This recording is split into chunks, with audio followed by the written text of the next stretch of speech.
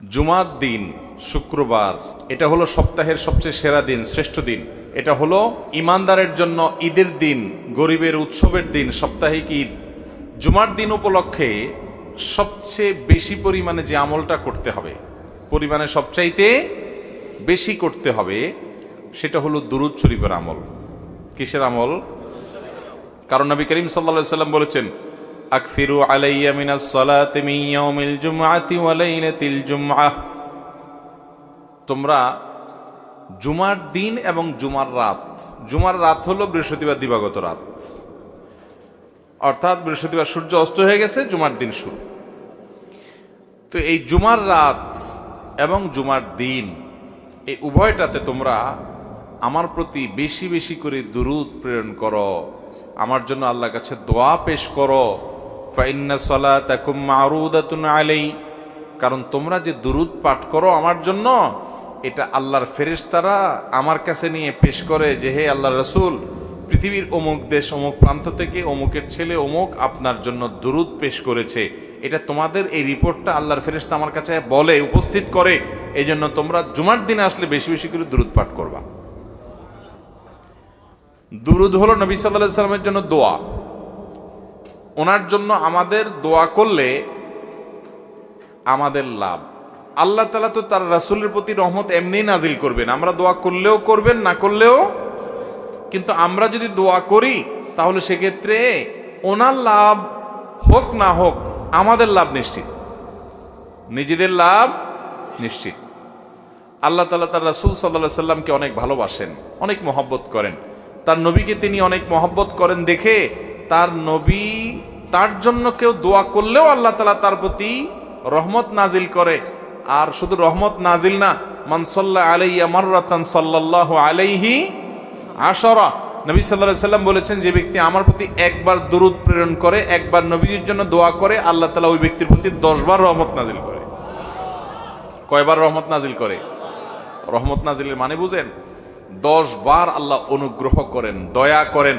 আপনার জীবনে এমন একটা মুসিবতে, এমন একটা জায়গা যেখানে আল্লাহর দয়া ছাড়া আপনার উপায় নাই, এরকম 10 বার আপনার জীবনে রহমত আল্লাহ তাআলা নাজিল করবেন, অবতীর্ণ করবেন, আপনার জন্য রহমত অনুগ্রহ আল্লাহ তাআলা করবেন যদি আপনি একবার দুরূদ পাঠ করেন।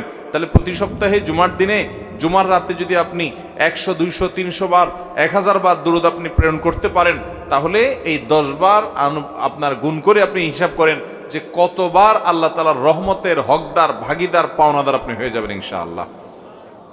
অতএব জুমার দিনে দুরূদ বেশি বেশি করে পড়বো তো ইনশাআল্লাহ। দুরূদ পাঠের শ্রেষ্ঠ সিজনই হলো জুমার দিন। দুরূদ পাঠের শ্রেষ্ঠ সিজন কোনটা? জুমার দিন, জুমার রাত। এটা হলো দুরূদ পাঠের সবচেয়ে উত্তম মৌসুম এবং শ্রেষ্ঠ সিজন। চেষ্টা করবো তো আমল করার ইনশাআল্লাহ। এখন থেকে বৃহস্পতিবার সন্ধ্যা হলে শুক্রবার সন্ধ্যা পর্যন্ত দুরূদ সারা সপ্তাহ প্রতিদিনই কম বেশি পড়বেন। কিন্তু এই জুমার দিন যখন আসবে তখন দুরূদের পরিমাণ অনেক বেড়ে যাবে ইনশাআল্লাহ। সবাই চেষ্টা করবো তো, আমল করবেন তো ইনশাআল্লাহ। এবং যাতে একে অন্যকে স্মরণ করে দিতে পারি, সেজন্য পরিবারের সদস্যরা কোন এক ম্যাচে একসাথে আসেন, কোন এক জায়গায় একসাথে থেকে অন্যকে স্মরণ করে দিবেন যে ভাই জুমার দিন শুরু হয়ে গেছে, বৃহস্পতিবার সন্ধ্যা হওয়া মানে জুমার দিন শুরু হয়ে গেছে। অতএব কি আমল শুরু করো? দুরূদের আমল। দুরূদ পড়তে কি পয়সা খরচ হয় ভাই? অনেক বেশি কষ্ট হয়। দুরূদের মধ্যে সবচেয়ে শ্রেষ্ঠ দুরূদ হলো দুরূদ ইব্রাহিম। আল্লাহুম্মা সাল্লি আলা মুহাম্মদ ওয়া আলা আলি মুহাম্মদ কামা সাল্লাইতা আলা ইব্রাহিম ওয়া আলা আলি ইব্রাহিম ইন্নাকা হামিদুম মাজিদ। আল্লাহুম্মা বারিক আলা মুহাম্মদ ওয়া আলা আলি মুহাম্মদ কামা বারাকতা আলা ইব্রাহিম ওয়া আলা আলি ইব্রাহিম ইন্নাকা হামিদুম মাজিদ। পড়া যাবে না ইনশাআল্লাহ। এই দুরূদ ছাড়া অন্য যে কোনো দুরূদও পড়তে পারেন। সবচেয়ে সংক্ষিপ্ত দুরূদ সাল্লাল্লাহু আলাইহি ওয়াসাল্লাম পড়লেও চলবে। আল্লাহ তাআলা আমাদেরকে আমল করার তৌফিক দান করুন। নাম্বার 2, জুমার দিন ফজরের নামাজ পুরুষরা জামাতের সাথে পড়বেন। আর মহিলাদের আমল হলো বাসার পুরুষগুলার সবগুলারে উঠে মসজিদের দিকে পাঠিয়ে দিবেন। এটা হলো জুমার দিনের ফজরের সময়ের আমল। নবী করিম সাল্লাল্লাহু আলাইহি ওয়াসাল্লাম বলেছেন, আফদালুস সালাওয়াতি ইনদাল্লাহ সালাতুল ফজরি মাআল জামাআতি ইয়াউমাল জুমআহ। যত নামাজ আছে ওয়াক্তিয়া, এই ওয়াক্তিয়া 5 ওয়াক্ত নামাজের মধ্যে আল্লাহর কাছে সবচেয়ে শ্রেষ্ঠ হলো জুমার দিনে ফজরের নামাজ পুরুষরা জামাতের সাথে পড়লে এটা হলো আল্লাহর কাছে সবচেয়ে শ্রেষ্ঠ। এই জন্য সপ্তাহে অন্য সব দিন তো পড়বেনই, জুমার দিন আরো বিশেষ গুরুত্বের সাথে অবশ্যই জামাতের সাথে ফজর পড়তে হবে। এটা জুমার দিনের স্পেশাল আমল, বিশেষ গুরুত্বপূর্ণ আমল। চেষ্টা করব তো ইনশাআল্লাহ। 3 নম্বর আমল হলো জুমার দিনে 4টি কাজ করবেন। এই 4 কাজে মিলে একটা আমল, সেটা হলো 3 নম্বর। সেটা কি? নবী আলাইহিস সালাম বলেছেন, মান বাক্কারা ইয়াউমাল জুমআতি ওয়াবতাকার, যে জুমার দিন আগে আগে ঘুম থেকে উঠবে, ভোরে ঘুম থেকে উঠবে, ওই যে ফজর পড়বে, ওয়াগাসসালা ওয়াগতাসাল, ফরজ গোসল হলে ফরজ গোসল করবে এবং উত্তম রূপে গোসল করবে জুমার দিনের জন্য, এবং ওয়ামাশা ইলাল মসজিদি ওয়ালাম ইয়ারকাব, পায়ে হেঁটে মসজিদে যাবে, বাহনে চড়বে না। ওয়াদানা মিনাল ইমামি ওয়ালাম ইয়ালগু, ইমামের খুব কাছাকাছি গিয়ে বসবে, আগে আগে যাবে, ইমামের একদম কাছাকাছি গিয়ে বসবে, এবং খুতবা শেষ হবে, নামাজ শেষ হবে, এর মধ্যে কোনো বেহুদা কথা বলবে না, বেহুদা কাজ করবে না। মসজিদে গিয়ে যত সময় সম্ভব 2 রাকাত করে নফল নামাজ পড়বে, কোরআন তেলাওয়াত করবে, ভালো কাজ করবে, বেহুদা কাজ করবে না, চুপচাপ খুতবা শুনবে। এই 4 কাজ যদি কেউ করে, আবারও বলি 4 কাজ কি কি? আগে আগে ঘুম থেকে উঠা, আগে আগে মসজিদে যাওয়া, গোসল করা উত্তম রূপে, পায়ে হেঁটে মসজিদে যাওয়া, ইমামের কাছাকাছি গিয়ে বসা, অহেতুক কথা কাজ না করা। এই 4 কাজ যদি কেউ করে, নবী করিম সাল্লাল্লাহু আলাইহি সাল্লাম বলেছেন, আল্লাহ রাব্বুল আলামিন তাকে এই কাজগুলোর বিনিময়ে, সে যে বাসা থেকে মসজিদ পর্যন্ত আসলো, প্রতি কদমে 1 বছর রাত জেগে নফল নামাজ পড়া আর দিনে নফল রোজা রাখার সব আল্লাহ তাআলা তাকে দান করবেন, প্রতি কদমের বিনিময়ে। তাহলে আপনার বাড়ি থেকে মসজিদে আসতে যদি 200 কদম হয়, 200 কদম হইলে 200 বছর রাত জেগে তাহাজ্জুদ পড়া আর দিনভর নফল রোজা রাখা, টানা 200 বছর পর্যন্ত করা, এটার সব আপনি পাবেন প্রতি সপ্তাহে চাইলেই। অনেক মুহাদ্দিস এবং অনেক হাদিস বিশ্লেষক ওলামা একরাম বলেছেন, কোরআন হাদিসে যত আমলের, যত ফজিলতের কথা বলা আছে, এর চাইতে কোনো ফজিলতপূর্ণ আমল আরেকটা আর নাই। মানে এত বিপুল পরিমাণ সওয়াবের কথা অন্য কোনো আমলের বিপরীতে আল্লাহ ওয়াদা করেন নাই। তাহলে জুমার দিনের এই আমলটা করবো তো ইনশাআল্লাহ। আগে আগে ঘুম থেকে উঠা, ওই যে ফজর তো মসজিদে পড়বেই, এবং উত্তম রূপে গোসল করা, পায়ে হেঁটে মসজিদে যাওয়া, ইমামের কাছাকাছি গিয়ে বসে খুতবা শ্রবণ করা পর্যন্ত কোনো কথাবার্তা না বলা, তেলাওয়াত জিকির আজকার ইত্যাদিতে মশগুল থাকা। এই কাজটা যদি আপনি করতে পারেন, তাহলে প্রতি কদমের বিনিময়ে 1 বছর নফল রোজা, 1 বছর রাত জেগে নফল ইবাদত করা। নাম্বার 4, সূরা কাহাফ তেলাওয়াত করা। কোন সূরা তেলাওয়াত করা? এমন একটা সময় আমরা আছি ভাইরা, কিয়ামত যে খুব নিকটবর্তী হয়ে গেছে সেটা বিভিন্ন আলামত দ্বারা বোঝা যায়।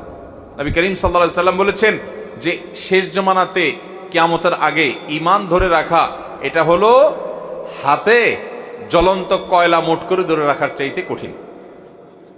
ওইটা যেরকম কঠিন কাজ, ঈমান রাখাটা সেরকম কঠিন কাজ। সেরকম সময় কিন্তু আমরা পার করতেছি এখন ভাইরা। এই রকম সময়ে আল্লাহ তাআলা আমাদেরকে, আমাদের ঈমানকে, আমলকে, তাকওয়াকে ফিতনা মুক্ত রাখুন। আমরা চাই কি চাই না? যদি চান তাহলে একটা বড় আমল হলো সূরা কাহাফ। সূরা কাহাফ, নবী করিম সাল্লাল্লাহু আলাইহি ওয়াসাল্লাম বলেছেন, সূরা কাহাফ যে জুমার দিন তেলাওয়াত করবে, এটা তার জন্য আলোর কাজ দিবে, আলো, লাইট, ফোকাসের কাজ দিবে। ফিতনার অন্ধকার, কোন দিকে যাবেন বুঝতে পারতেছেন না, এক একজন এক এক দিক ডাকতেছে, এই সূরা তেলাওয়াত করবেন, আল্লাহ তাআলা আপনাকে পথ দেখাবেন, আল্লাহ নিজে গাইড করবেন আপনাকে। ফিতনার সময় মানুষ দাজ্জালে ফিতনা, দাজ্জালি পনার ফিতনায় পড়বে, আল্লাহ আপনাকে হেদায়েতের পথে গাইডলাইন করবেন। এবং কিয়ামতের দিন যখন অন্ধকারে, ঘুটঘুটে অন্ধকারে মানুষ থাকবে, আল্লাহ আপনাকে গাইড করবেন। কিসের বিনিময়ে? সূরা কাহাফ তেলাওয়াত করার। বিশেষ করে সূরা কাহাফের প্রথম 10 আয়াত যদি কেউ তেলাওয়াত করে, আল্লাহ তাআলা তাকে দাজ্জালে ফিতনা থেকে বাঁচাবেন। এই ওয়াদা নবী সাল্লাল্লাহু আলাইহি ওয়াসাল্লাম করেছেন। এই জন্য জুমার দিন কখনো সূরা কাহাফের তেলাওয়াত ছাড়া যাবে না ইনশাআল্লাহ। চেষ্টা করব তো। তাহলে কয়টা আমল গেল কথা? 4টা। প্রথমটা কি গেল? দুরূদ শরীফ। দ্বিতীয়টা ফজর নামাজ জামাতের সাথে পড়া। 3 নম্বরটা ঘুম থেকে আগে উঠে উত্তমরূপে গোসল করে পায়ে হেঁটে মসজিদে গিয়ে ইমামের খাপ কাছাকাছি গিয়ে বসে খুতবা শোনা, অনর্থক কাজ না করা। 4 নম্বর সূরা কাহফ তেলাওয়াত করা। মাশাআল্লাহ, আপনারা খুব মনোযোগ দিয়ে শুনছেন, দেখা গেছে আমল করবেন তো সবাই ইনশাআল্লাহ। 5 নম্বর হলো জুমার দিনে একটা সময় দোয়া কবুল হয়। নবী করিম সাল্লাল্লাহু আলাইহি সাল্লাম বলেছেন, জুমার দিনে একটা দোয়া বান্দার এটা কবুল হবে, এটা ফেরত দেয়া হবে না। এখন সেই দোয়াটা যে কোন সময়ের দোয়া, এটা হাদিসে নবী সাল্লাল্লাহু আলাইহি সাল্লাম বলেননি। মুহাদ্দিসগণ, হাদিস বিশারদগণ, হাদিস বিশ্লেষক ওলামায়ে কেরাম গবেষণা করে বিভিন্ন রকমের সময় বের করেছেন। কেউ জুমার নামাজের আগে পরের বিভিন্ন সময়ের কথা বলেছেন, কেউ অন্য সময়ের কথা বলেছেন। তবে বেশিরভাগ ওলামাদের মত হলো, বেশিরভাগ মুহাক্কিকদের মত হলো জুমার দিন শেষ প্রহর, অর্থাৎ সূর্য আসরের পর থেকে নিয়ে সূর্য ডুবার আগ পর্যন্ত এই সময়টাতে দোয়া কবুল হয়। এই জন্য আল্লাহর নেককার, ইমানদার, মুত্তাকি, পরহেজগার আল্লাহওয়ালা মানুষদেরকে দেখবেন জুমার দিন সূর্য ডুবার আগে তারা দোয়ায় মাশগুল হয়ে যায়, দোয়ায় মগ্ন হন। যারা বিশেষ করে মক্কা মদিনা যাওয়ার তৌফিক হয়েছে, হারামাইনে দেখবেন সারা দুনিয়া থেকে আল্লাহর নেককার বান্দারা, আল্লাহর আমল পাগল বান্দারা, জান্নাতের পথযাত্রী মানুষগুলো দেখবেন এই সময়টাতে খুব বেশি দোয়ায় মাশগুল হয়ে গেছে। আমার দেশে বেশিরভাগ মানুষ আমরা জানি না, যার কারণে এই আমলটা আমাদের হয় না। জুমার দিন সারা দিনভর আপনি দোয়া করবেন বেশি বেশি করে, স্পেশালভাবে চেষ্টা করবেন সূর্য ডুবার আগে আল্লাহর কাছে নিজের মনের সব চাওয়াগুলোকে পেশ করবেন, দোয়া করবেন। ঠিক আছে তো ইনশাআল্লাহ? তাহলে এই 5টা আমল হলো। এই 5টা আমল প্রত্যেক জুমা আমরা করার চেষ্টা করব। দুরুদ বেশি বেশি করে পড়া, জুমার দিন পুরুষরা ফজর নামাজ জামাতের সাথে পড়া, মহিলারা পুরুষদেরকে উঠায়া যে কোনোভাবে হোক বৃহস্পতিবারে তাড়াতাড়ি শোয়াই দিবেন ছেলেদেরকে, যেন তারা ফজর নামাজ জামাতের সাথে পড়ার নিয়তে শোয়, আগে আগে শোয়াই দিবেন যাতে করে তারা পড়তে পারে। এরপরে ঘুম থেকে উঠাই দিবেন, আপনার এর মাধ্যমে এই সওয়াব পাবেন। এবং সেই সাথে সূরা কাহফ তেলাওয়াত করবেন এবং মসজিদে ওই যে তাড়াতাড়ি আসবেন, জুমার নামাজে ইমাম সাহেবের কাছাকাছি যাবেন, গোসল করবেন, পায়ে হেঁটে আসবেন, এগুলো করবেন। এবং সর্বশেষ হলো দোয়া করবেন দিনভর, বিশেষ করে সূর্য ডুবার আগে আগে।